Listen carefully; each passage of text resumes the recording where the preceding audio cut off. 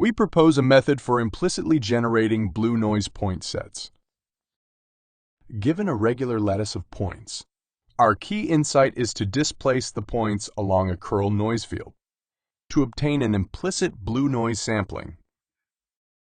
Curl noise jittering is well suited for applications where storing the entire point set is infeasible. Here we compute on the fly a two-dimensional whirly noise.